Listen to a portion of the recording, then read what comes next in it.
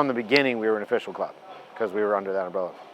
But they had nobody to actually do anything down here. So when I talked to Brian from LA, he just turned it over to me. He was like, look, if you can get anything going, get something going. And then I met a guy named Justin Isaac.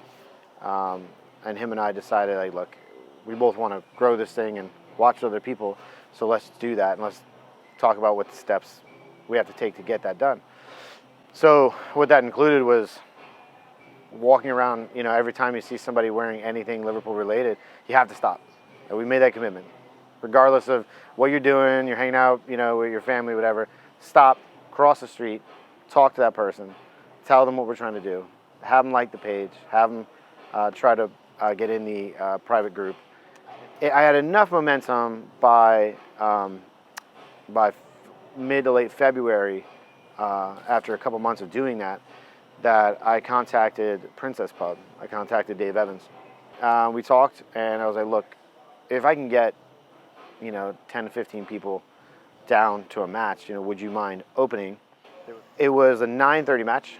They were already opening at 10 for brunch. So look, it's only half an hour early, no extra labor really. This speaking from one restaurant guy, I was like, there's no extra labor. You can even have the kitchen open at 10, no problem. So nothing earlier, need to be prepped beforehand. Just let us in so we can watch the game. And we got 12 people, I believe, to that one, including myself. So I saw that as a huge victory. And then, once I got enough people there at 9:30, I was like, what about 7 a.m.? So I kept pushing the rest of the year. And then by the last 4 or 5 games, we had enough people that didn't matter. We were filling the place up with 75, 80 people.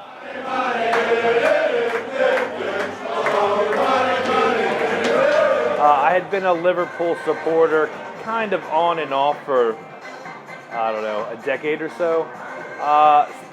Starting to watch the games regularly and being more active. And I'm not kidding, I was walking my dog past this bar and I saw the game on. And I was just shocked. I couldn't believe it.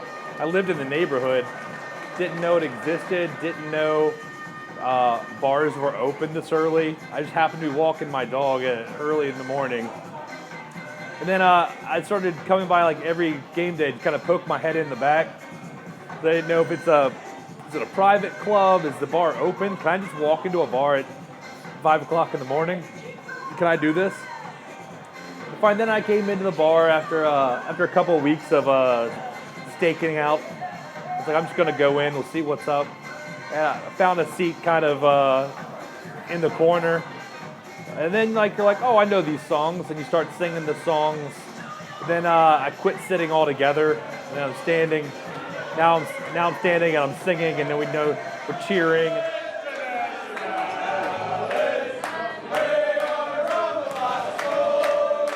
People say, how do you join the club? I'm like, easy, come on down. Then eventually it'd be nice if you get an official membership and then select our club. But until then, just come and drink beers and watch the game. America, especially in bars and whatnot, we're very kind of isolated. You go to some place, you're in a group, and you try, and it's all based out of politeness, right? You're respectful of other people's space. Come down to the club and forget that. Just forget all of that. Don't worry about respecting space and boundaries and volume. Sing the song louder than me. Cheer louder than me. Talk to people you don't know. I've hugged strangers. The goal goes in. Anyone in this radius is getting a hug. If you're in this is the hug radius. You're getting it, right? And it's a different feeling that it's an atmosphere that is not replicable by yourself. You're not a better Liverpool fan if you watch it in pubs or watch it at home, or it's but if you're just want to know where the game's on, it's a different atmosphere, I would say. I think that sometimes people, if you're a fan of a club, you don't understand atmosphere until you watch it in a group. we have some opposing. I think all of us, everyone in the club has at least one friend who's not perfect and is a toffee or a spur or there's everyone has friends that are in other clubs, and they're more than welcome to swing by. They tend to sit in a different section, and but it's all in good fun. We're all friends at the end of the day. So, but on June 1st, they stayed on their side of the city, and we stayed on our side of the city. We're the mighty Liverpool. We're going to Madrid. We're going to Madrid. One of my favorite parts from early on in the day was there was a little street band that was out there that we were all singing outside the pub waiting to get in, and they started to play some of the songs with us because they knew they couldn't play louder than we could sing, so if they wanted to busk and make some money out there, they would have to figure out what we were singing and then just try to play along with us.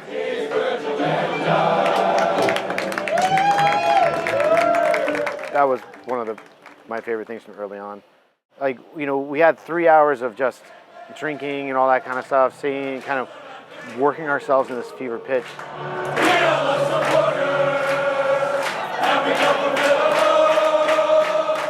And then the game started, and 30 seconds in, we have a penalty.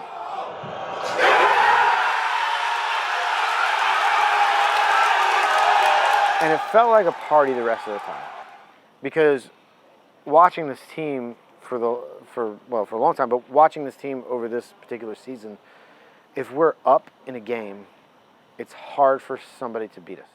The ecstasy came with Origi.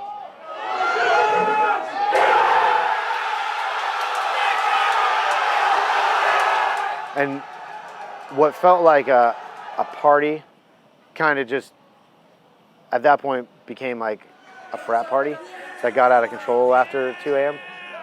And that's when we were singing, jumping around the place, dancing on the tables, breaking glassware, throwing around the Champions League trophy, lighting off flares, dancing in that palazzo, obviously swimming in the fountain.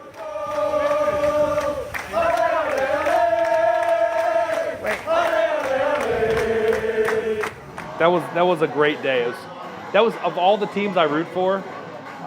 This year was the first time any of my teams that I have ever rooted for have won a championship, which has been.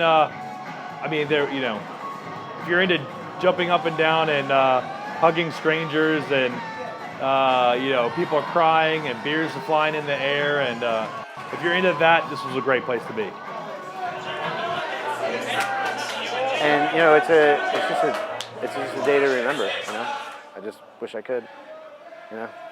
Some of it's gone. Some of it is definitely gone. Some of it lives in pictures better than it does in my mind, because I celebrated fairly hard that day.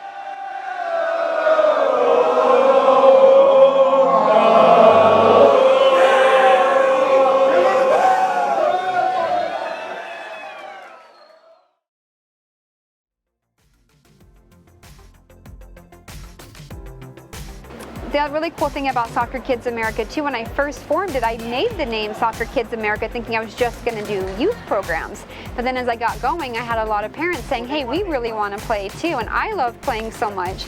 So I started forming some adult leagues, and it's been really cool to see the parents playing and then their kids cheering on their parents. And it just is a really good family atmosphere, and I've even had parents tell me, hey, we're in the backyard practicing now, and my kids are teaching me the things they learned in their soccer practice, and we practice shooting and dribbling, and so it brings the family together, and it's been really fun to see the adults playing in addition to the kids as well.